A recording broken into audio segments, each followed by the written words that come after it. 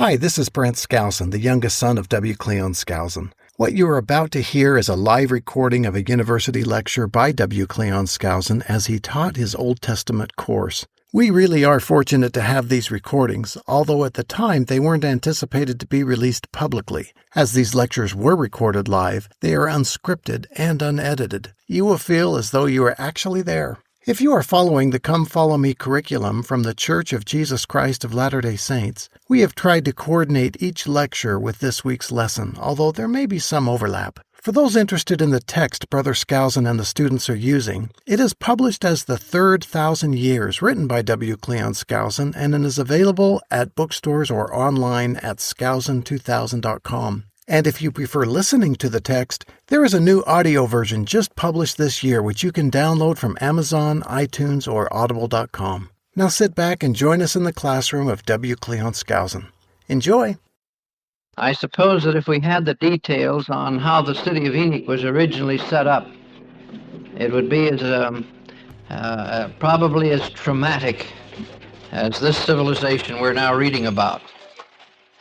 And there probably is no better opportunity that you'll have than now to get acquainted with the rich culture that is not only the foundation of Christianity, but it's the thing that the Jews talk about that we have to be familiar with if we try to do missionary work among them.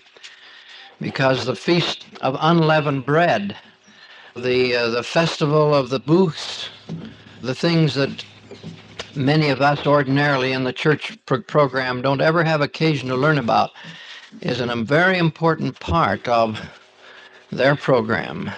And they know the Old Testament better than any of us will probably ever know it. It's the only standard work they have, you see, to go by. So they spend all their time on it. They know every name, most of the genealogies. They know every place. And while many of them do not accept its divine authenticity, they accept its historical and archaeological setting. And so this is our one chance to become literate on the Old Testament and the Jewish traditions. Yes, it's identical so far as I know. Well, the language is identical. Oh, right. The books are not in the same order. Right. But the same material. Mm-hmm. Okay, any other questions on that? Now we're going to just review very briefly here what Moses went through, just to be sure we sort of have it pretty well in mind. Because when Moses came down, on the way down, he had a very shaking experience. He and his wife started down with their two sons, and they're on the way down on this tremendous trip. He's going to go down and tell the Israelites they're going to be relieved from slavery and everything. And the Lord did say that Aaron would come to meet him, but he doesn't know where. And all of a sudden he stopped, and the Lord says that he's going to kill his oldest son and transfer him over to the spirit world. For why? Because his father has never put him under the covenant. He's old enough to be put under the covenant of circumcision, and it has not been done. And that puts him under the covenant of Abraham. And if Moses doesn't think any more about the covenants than that, then that son should be taken away from him to show him he's not worthy to be his father. It was a real experience for Moses. And Moses, he's not been around this. He's never gone through this experience before, and he hesitated. Who knew what to do? Zipporah. Did she do it? Yeah, isn't that interesting? And why? You see, Moses was a good historian. He was just honest enough to put in this weakness of his. He said, I just ought to be on the record because this is part of my life, and didn't handle this one too well, frankly, and kind of muffed this one. Anyway, what happened to his sons and his wife? Sent them home. Where did he go? Yeah, he thought he'd better talk to the Lord some more, and so he headed for Sinai. And who met him there? And Aaron came. Aaron was told to go to the mount. They'd meet. They did, and they went down together. And they came in before their brethren. Did they ask them to all meet in a huge, big conference so they could give them the word? Who did they meet with? Just the elders. And then they showed forth their capacity to speak in the name of God, and that their lives, their very existence was at stake. They could all be massacred if these were false prophets. This has happened to the Jews several times. They've had false messiahs arise among them, and sometimes thousands of them have been killed because they thought this really was the Messiah that was going to come. And they've tried to support him, turned out to be a phony. And this is what Jesus said. You remember in the 24th chapter of Matthew? He said that after the destruction of Jerusalem, there will be many false Christs. And they'll say he's out in the desert. Do not go out. Who was Jesus talking to when he was describing this in the 24th chapter of Matthew? Who's he talking to? Jews. Jewish Christians. He's talking about their people. The whole first half of the 24th chapter of Matthew, in its proper form, which is in the Pearl of Great Price, is to the Jews. The last half is about us. But the first half is to the Jews. And he's talking to them and what will happen to their people and to Jerusalem and the scattering, and that's all theirs. And some of the first passages that that Jesus said in the beginning, somebody scrambled and put way at the end. So it's all confused and mixed up. So in the 24th chapter of Matthew, you have it the way the Lord gave it to Joseph Smith. And now the passages are in their proper order because they really were badly scrambled. Now, if we had that first phenomenon of Moses being able to convince the people as he stood before them that God had really called them now to lead them out, and it must have been quite thrilling to have the word go throughout all those camps.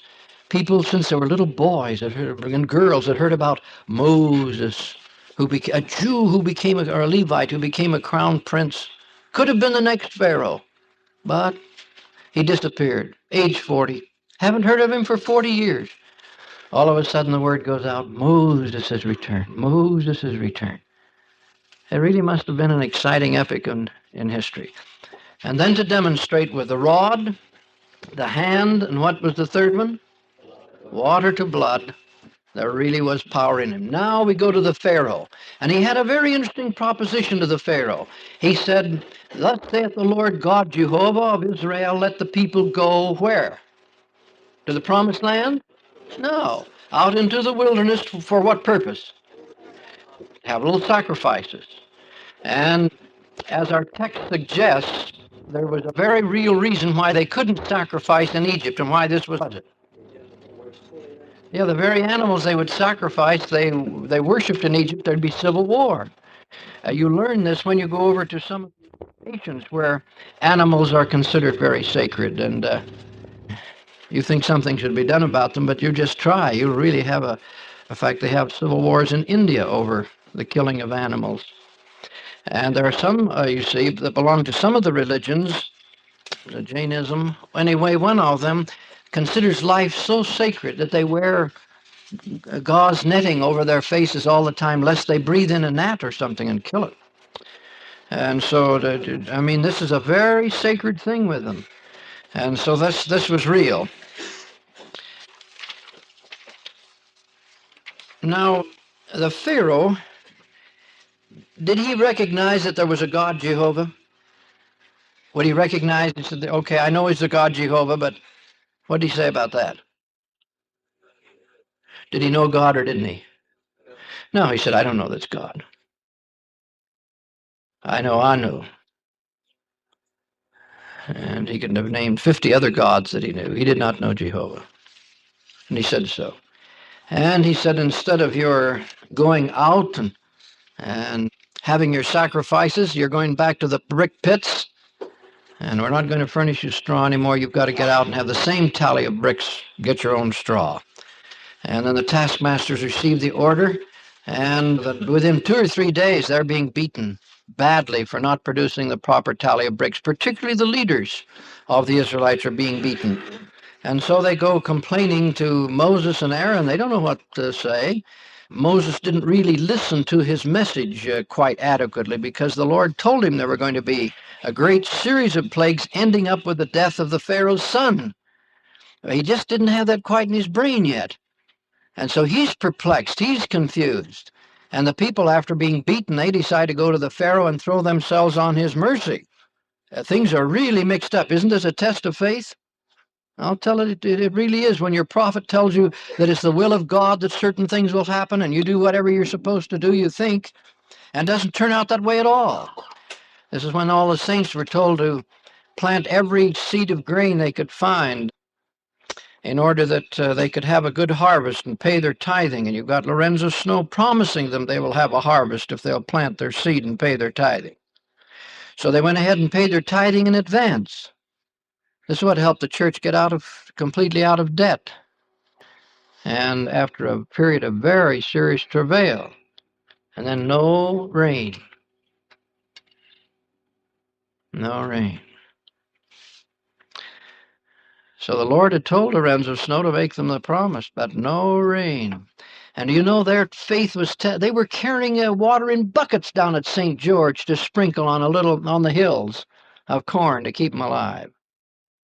And when that corn had been pressed almost to the ultimate, and Brother Snow was praying day and night and asking the Lord, why did you tell me to tell them if it wasn't going to happen? It just must happen. And I think at the end of the third day of his fasting and praying, here came the telegram. St. George, rain in St. George, rain. But it came just barely, just barely. The Lord pushed them right to the limit. Well, that's part of your maturity growing up in the kingdom, to see these kind of things happen. And it was part of their maturity and part of Moses' maturity to get better acquainted with the way the Lord does things, because you listen to him more closely. This has happened to me several times in life where I heard the statement by the prophet and so forth, thought that it meant something. Time went on. It didn't work out quite that way, so I go back and I examine what was said. And promise was a little different.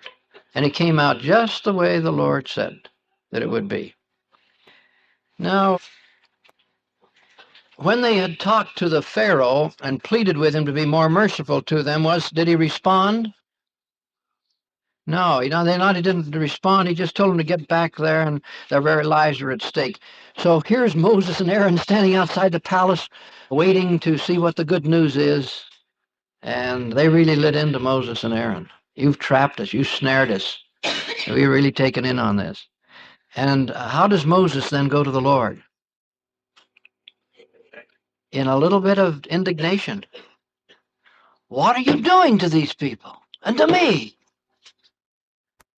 And the Lord straightened him out and said, they're going to get free. Just hang right in there. It's going to come out all right. I warned you that he'd resist. Now stay with me and I'll tell you what to do. So from here on out, of course, Moses knows what to do. And so he comes in and confronts the Pharaoh and starts to perform these miracles. Now this is fascinating because we don't have anybody today that can do this. And we are told that the old magicians did it by hypnotizing their serpents and some other things in order to make them stiff as rods. But we really don't know what's involved here. And we don't know but what at some time Lucifer has had the power over some of the elements to accomplish a metamorphosis, as the priesthood can really do. We just don't really know what happened here, except that when Moses threw down he had Aaron throw down the rod. In front of the Pharaoh, you have Aaron doing the talking. He's the spokesman. When the rod goes down, it turns into a serpent, all right, and wriggles around on the floor, and the Pharaoh, he's no child. Not taken in by this. And in come his magicians. Down go their rods, and they're wriggling all around, too. What happened to their rods, though? Eaten up by Aaron's. So that didn't impress the Pharaoh. Well, they're a bunch of hungry rods. So that doesn't impress him. So then we have him continuing his attitude and so forth, and you have the Lord then saying to Moses, now here's what's going to happen. I want you to go down to the river in the presence of the Pharaoh. I want you to start all the water turning into blood throughout all the land. And apparently this happened everywhere, even among the Israelites. Everywhere there was blood. The river turns to blood, and it stinks, it says. It was terrible. I can well imagine. As boys, we used to go over near the slaughterhouse in Colton, California. And it was stinkerino. It was really awful. So if all of that river was blood for 7 days, it was pretty bad. So what did they do for water for 7 days? They had to get fresh supplies. They dug wells and had to get fresh supplies. You got Israelites and everybody saying, man, this really works. But meanwhile, dig, get some water. So we had that experience. This is the beginning of the 10 plagues. Now, were the magicians able to turn water to blood? Yeah, fascinating. And then we had the next plague came along, and they were able to duplicate that one also. Let me just get over here where we're. Now the plague of frogs. I've never seen that many frogs, but I've seen where they were all around you, hopping and bouncing around, and on the side of a swamp where there were over in Israel, right near Lud, which is their airport. They have a little swamp area. It used to be all swamp. Now it's very small. I've never seen so many frogs in my life. So that you just walk, through the reeds, and they're just all around you, just hopping in every direction. Hundreds and hundreds of them. And at night, it's just a shriek. I went outside of my hotel one night, and it was warm, and it was before they had air conditioning in the hotel, and those frogs were making the most gosh-awful noise. So I just went out on the balcony, and silence, just absolute silence. But I couldn't stay out there and do that all night, They were silent for just, 15 seconds, and then went, all of them start going again. But to have frogs in your house and in your frying pan and in the bed and on the table, it must have been pretty awful. And could the magician produce frogs? Boy, they had those frogs popping up everywhere. Could they stop the frogs? No, this is the beginning of the end for them. Somehow, they're able to expedite the pollywog phenomenon. They got frogs just coming out themselves pretty fast, but you can't stop them. And so this time, the Pharaoh, when he pleaded for some kind of surcease, Moses said, you say the time. I just want you to know that God is intervening here, and it's not a matter of coincidence. You say the exact time. Guess any time you want, and they will stop. And what did the frogs do? Did they migrate away? No, what they do? They just died. They just all died. And so what did the people do with them? What did the people do with them? They put them in big heaps of frogs, big frog heaps, piles of frogs. And what did that do to the atmosphere? It stinketh. So that should have impressed the Pharaoh, but no. The next thing that we get is this plague of what? Lice. Now, I don't know whether you've been around lice. We've almost exterminated them in the United States. We have very few lice anymore. But I'm old enough to remember when we had fleas and lice all over the country. Not like this. But if you'd sleep in a third-rate hotel, you would expect to have lice. They get into the wood, and it's impossible. You have to burn the wood to get rid of them, burn the bedstead. And they used to have these wooden bedsteads, and the lice would get into them, and somebody who had lice would sleep in the bed. It becomes contaminated, and then everybody else gets their share of lice thereafter, and they get up all into the hair and so forth. And when I was a little fellow, sometimes the kids would come to school with their hair all shaved off, and it meant they were being deloused. They're the only way to get rid of them. You scrub them, wash them, can't get rid of the lice. So they shave their heads and work them over and get rid of them. So, and when we moved to California, we slept in, we rented a house out of Los Angeles there a little ways, out among the cantaloupe fields that they used to have then, which are now expensive housing developments. And we always refer to it. We'll say, hey, you remember when we lived in the flea house?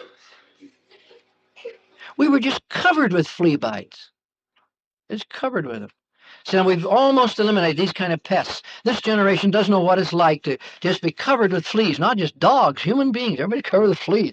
Boy, they really bite you, and they're in the sand. They're everywhere. You just walk, when we were over there living in that area, you could just walk through the sand, just going from the house down to the corral and back. And you'd be covered with little fleas on your clothes and up against your skin by the time you got back. Sand fleas. Thousands of them. Anyway, to have a plague of lice where it looked like even the soil and the dust of the ground had turned to lice, that was something. The Pharaoh said, let's see you do that. Could they produce lice? Amazing that you'd just been able to scratch their heads and come up with some, but couldn't do it. So what did they tell the Pharaoh? They said, this is what? This is the finger of God. This is for real. No magician's trick here. You can depend upon it. Their God is in on this one. And from then on, were they for or against Moses? At least they weren't antagonistic, were they? And they were among those that pleaded with the Pharaoh to be realistic. He's really dealing with something greater than any of them. And finally, we had the murrain of cattle. And from here on, we don't have any of the plagues affecting the Israelites. We had all the Egyptian cattle dying, and believe me, that's a great tragedy in those countries. And they send up word to among the Israelites, and what was happening up there? No dead cattle. And it's kind of like the hoof and mouth disease, type of a disease, this murrain. What? How about the flies? Yeah, we missed the insects, didn't we? Right, that's where the Israelites stopped being plagued. Yes, they didn't have the flies, the insect pests. And then we had the fire mingled with hail, and this was thunder and lightning and then fire running along the ground. And in the Ten Commandments, that was very effective. They achieved that by trick photography, but they had the fire and hail mingled together. This is to be a phenomenon which you yourselves may see. It will be duplicated in the last days before the millennium. You may get to see hail and fire. The hailstones are so large that will come here in the last days that we're not sure that the figure in the book of Revelations is being properly interpreted, because it's in terms of talents to indicate the weight. But it's as much as 70 pounds if the weight is being calculated by the best terms that we know. But to have hailstones start pelting down upon cars and houses and so forth, not only will destroy fields, it will kill people. And of course, hailstones, when they get to the size of a hen's egg, they kill people in quantities. So in any event, hail mingled with fire could be devastating. Then we had what crops were not destroyed by the hail and the fire was destroyed by the locusts. And they came in with the wind. The wind brought in these great clouds of locusts, and of course we're familiar with that here in Utah. Then came the thick darkness that you could feel. The Book of Mormon says whenever that darkness, whatever the Lord does to the atmosphere to achieve this particular darkness, the chemistry of it, etc., is something that is so thick it's tangible. How a person can even breathe and survive in that kind of an atmosphere is hard to understand. But the Book of Mormon people who went through it said that it just caught you wherever you were. You couldn't light a fire, you couldn't establish a light, you couldn't move anywhere, and you could feel the vapor of darkness. So it just paralyzes everybody. They just sit down wherever they are and cry out, and some were mourning, etc., but it's a vapor of darkness that you can feel. Now, after the explosion of Krakatoa, an island out in the Pacific, about a little over a century ago. I don't know whether any of you saw that film or not. But the debris from that explosion of that island that just simply blew up, it was the top of a volcano, as nearly all of our Pacific islands are. That debris and dust went clear around the world. And in the immediate area on other islands, they describe it as being just pitch black, and you could feel it, they said. Now, the same phenomena exists for 3 days and 3 nights, incidental to the crucifixion of Christ as far as America was concerned. But it would seem to us that there was more than just volcanic ash in the air. This seems to have been an actual physical atmospheric phenomenon through the power of the priesthood that is effected and brought about. But anyway, you can feel it, and you can't light anything in it. Now the Lord says, I'm ready for my last one, and now I want you to initiate and inaugurate several ceremonial arrangements that you will always celebrate to commemorate the night that I spared your eldest while I slew the eldest of the Egyptians, as I told you, Moses, before you ever came down. And so we have this feast of the Passover, and it's simply designed to remind all of the Israelites, not just the Jews, but all of the Israelites, that there was one moment when they barely had time to eat, to put their bread mixing bowls on their heads and put a pack of goods in a cart and depart. And it was the night that the angel of death and the priesthood that were in charge of the calling home of the Egyptians, it was the night they passed over the Israelites, or at least any home that had the blood markings on the lintel. What happened if you didn't have the blood markings on the lintel? Yeah, the priesthood are using this as a sign. You see, beyond the veil, we have tremendous organizational structure. And there are some signs and tokens by which they operate when they're dealing with vast numbers of people. And if you were members of the priesthood and you were going through the whole area of Egypt, and you had the assignment to call home the firstborn of each family, this is the sign and the token. Leave alone the houses marked with the blood of a lamb. And you walk into the homes of these Egyptians and speak to the spirit of this child or this man, as the case may be, and say, come across, come over, come home, and left them dead.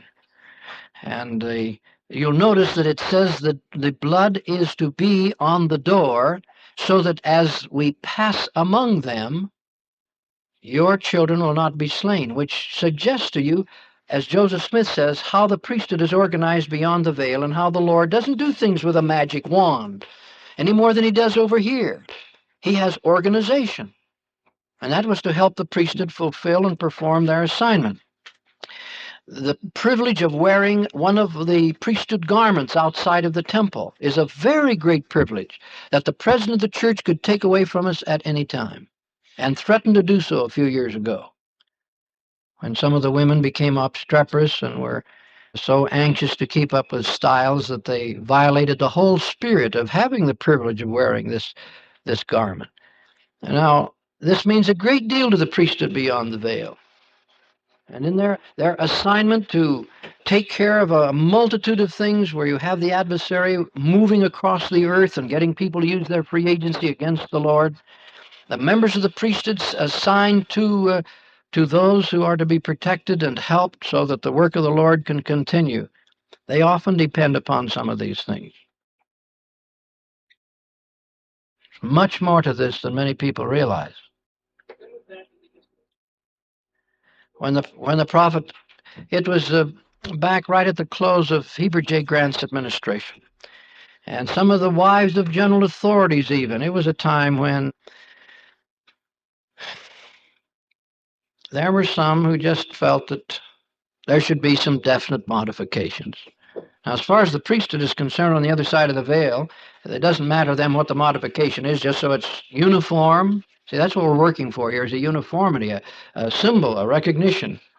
And President Grant said, well, all right, we'll work out some things. I agree, we ought to do what we can here. But when it became unreasonable, then he was very upset on one occasion. And he said, the saints must understand this is a privilege which can be taken away from them. To be able to wear these sacred vestments outside of the temple of God is a privilege, not a right. And it can be removed if there's a desecration of the garment. So some of us were there when this was said, and he really meant it. No, that had been done a long time before that. And the spirit in which that was done is understandable, because the garment per se and the form that it's in, there's nothing particularly sacred about it any more than being baptized, going down into water and coming up. Lots of people go down the water and come up. I mean, there's nothing about that ordinance that makes it significant unless it's done under certain circumstances and is recognized on the other side of the veil. The priesthood vestments are the same way. And so they were a little different in the Old Testament. You'll read a description of them here. We're coming to them shortly. The temple vestments were a little different in the days of Moses than they are now. We don't wear the pomegranate decorations and the little tassels and the little bells and so forth. None of those are worn on the robes of those in the temple. Ours are much more simple. The main thing is they are what the Lord prescribes and accepts. And so as long as there's uniformity, then it's acceptable. So the Feast of the Passover was designed to have them first kill a paschal lamb. What's paschal mean? It means Passover. The paschal lamb. Anything special about this lamb? It mustn't have blemish, and in connection with the slaying of it and the preparation of it, no bones must be broken. And this is very significant in that all the bones of both the thieves that were crucified with Christ were broken because they died much faster after the legs were smashed. And so to get them dead in a hurry, they'd go along and smash their legs and they would die. But they came to Jesus. Why didn't they smash his legs? He was dead. And just to make sure, what did the Roman soldier do? Thrust the spear into his side, and out came water mixed with blood.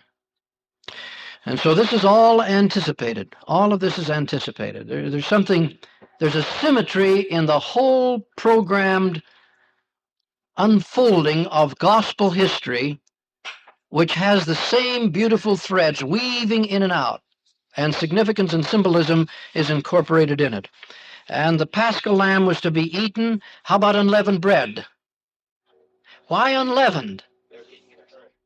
That's to show they didn't have time to let it rise, you see. The leaven takes time, about 8 hours very frequently to get a good batch of bread until we got our modern devices. Now you can put it in the oven, it rises fast. You can bake the whole thing, mix it and bake it in about an hour. It just take about 8 hours. I can remember the days when we did it the other way. So they had no time to leaven it. What's bread like? What do we call bread that hasn't been leavened today? Can you think of any kind? The Mexicans don't leaven their bread. What do they call it? Tortillas? Tacos? No leaven. Flat. Doesn't rise, does it? That's all the leaven is for, is to give it a little airspace in there and make a nice loaf of bread out of it. And when we also do the same thing, we mix up some dough and put it in the frying pan. What do we call it? Yeah, fried bread, griddle cakes, fry bread. Can you stand up so that they can hear you, Brother Klein? I think they'd be interested in this. Turn around. Yeah, during the Passover service, the bread was called matzahs. It's a square about 8 by 8 inches. It's thick as a saltine cracker, but just a little bit.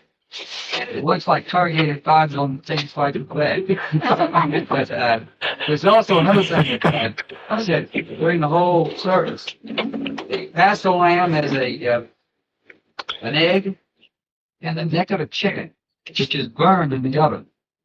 And this is sacrificed on the Passover lamb. Then you have the bitter herbs, which is to represent the bitterness of it. Slavery, which was a word. And there's another thing which is I used to love to eat this stuff. It's called roses. It tastes a lot better. The woman of the house will take apples and nuts and wine. Crush chop up the nuts, chop up the apples. Then you mix it with the wine. And you get sort of a tasty substance batter. Put that on the matzahs. That's really good. The idea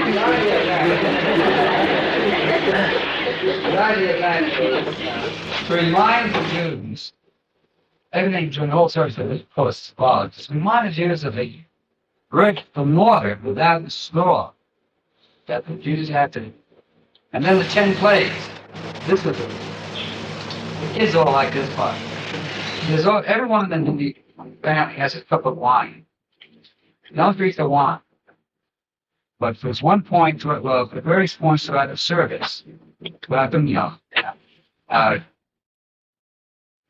progress in the plagues teeny, this plague, the children tried to think. Yeah, pinky. Right, okay.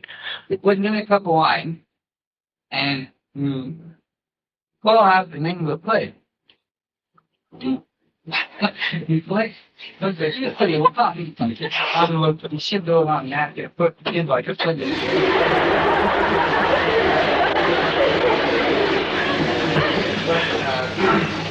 Yeah,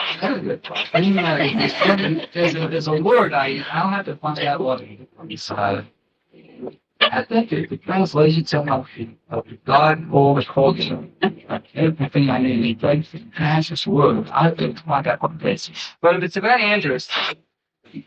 Next time I go to Salt Lake, I'll look up something there and I'll bring back the thing called Haggadah. Haggadah is the complete story that is in Hebrew and English.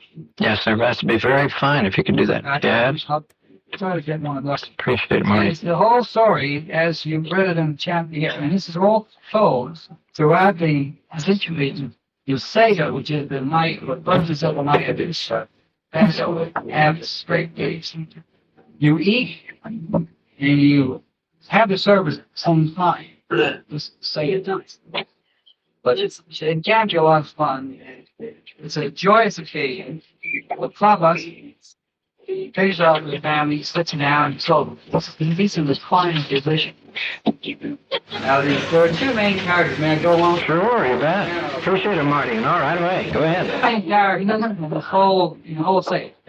One character is the patriarch, the father, and then the youngest male child of the family. These are the two main characters. The women of the house, so that they are honored second position. They're called a long way. It's the only way along, go possibly for 2 or 3 days. The women of the house do all of these things. They cleanse the house from top to bottom. And in every Orthodox Jewish family, you will find 2 sets of dishes, 2 sets of pots, 2 sets of silverware, etc. Only 2 sets. The reason is that one is used all year long. And this is called trade, which means uncleansed. You can use that while during here. And then there's what is called Passover, which means Passover to our own. And this is broken out only after the patriarch of the family has searched throughout the entire home, completed before Passover. And he looks for the leaven. Anything in the house that just supposedly normal slept out. All these little bits of crumbs, just little fish, little thing. Burn. It symbolized the cleansing of the home, the cleansing of the family, or the Passover. But it's joyous and it's also very sacred. It's on life. So, And very sanitary. Very sanitary. Yeah. Then the Passover dish, Passover pot, Passover silver, all the things that are used, Passover taken out, because what's used during firewood. And nothing that is leavened or expected from that will have to come into a home during that month. That's it. Then the mother, the women of the house, or the mother of the home, has to spend a whole day, get his work to Passover, cleansing the home. And then the father goes that step. She is involved in that something. You see, taking all this mind and problem.